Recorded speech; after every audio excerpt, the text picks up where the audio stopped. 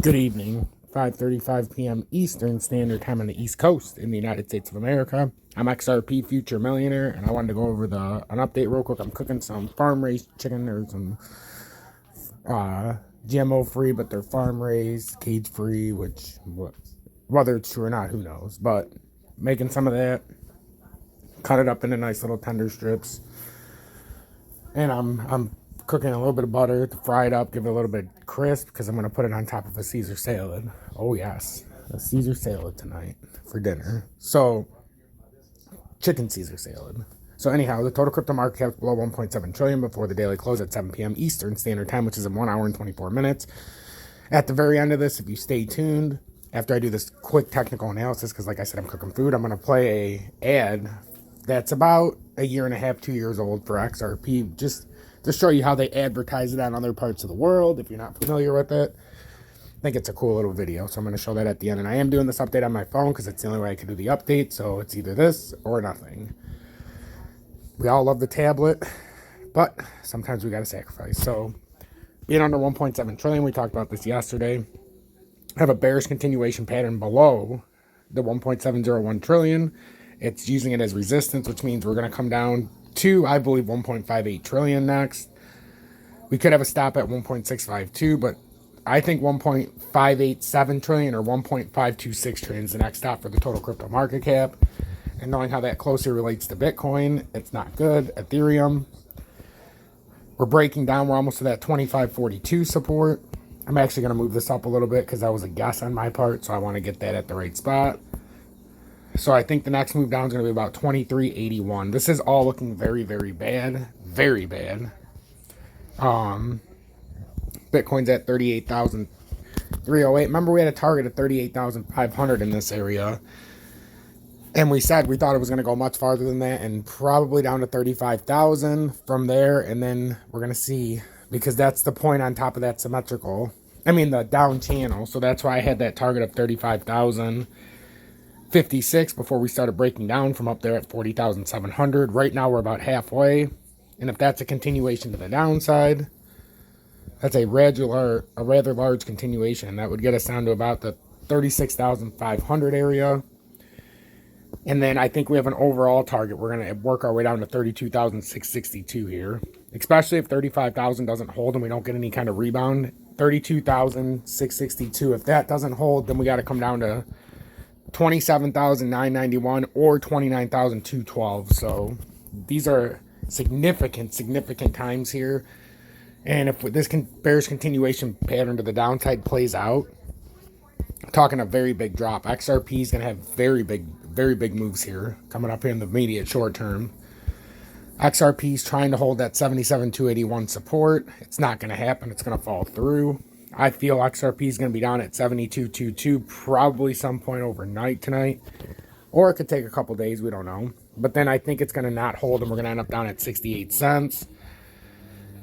We're just about to confirm this failed inverted head and shoulders in the smaller time frames. On the 30, we just need to come through 75,348 to invalidate that 30-minute inverted head and shoulders in the 30-minute time frame. And then once we come down through there, it'll confirm the fake out. So your support levels for XRP, write them down. 75,348 if we fall through. 72,222. XLM. We're right on that support line right now of 1945. I believe we're going to fall right through this as well. We're going to mimic Bitcoin. Next is 1892. And then it's a pretty steep drop from there to 1730. I think we're going to go down to, before this is all said and done, I think we have a date for about 13.8. If we're lucky, before the next big bounce, it'll get down to 10.7 and I will be salivating. And then DGB because I got to go. This is what I'm anticipating with DGB. But now that we kind of stopped here, I don't know. This is a continuation, so I don't think we're going to get that bounce we're hoping for like that. So I think when this drops down, the next point for this, if you just measure this out, we're actually going to have to move this down just a little bit to the lower side of the 19s. So I think it's going to come down to about 1910. We have a sweet spot here if we can get down here for DGB. Quick bounce down here, you test this and then bounce up. That's where we need to go to stay bullish on this bounce down.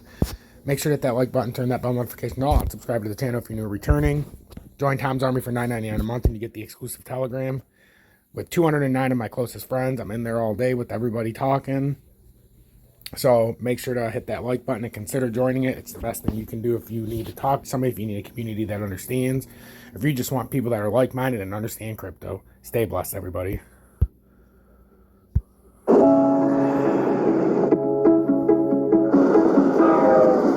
Whether you're a financial professional, an overseas worker, an entrepreneur, or a developer, you will find it faster, easier, more transparent, and more affordable to send, receive, and manage digital value. Our world is in the midst of a profound transformation. We want that transformation to work for everyone. Here at Ripple, we're building financial solutions that are faster, more transparent, more sustainable, and more efficient. What took days will now take seconds. What was costly will now be more economical. Call it the Internet of Value. It's blockchain technology solutions that will help put trillions in trapped capital back to work. It's environmentally responsible crypto innovation for a world that demands sustainability.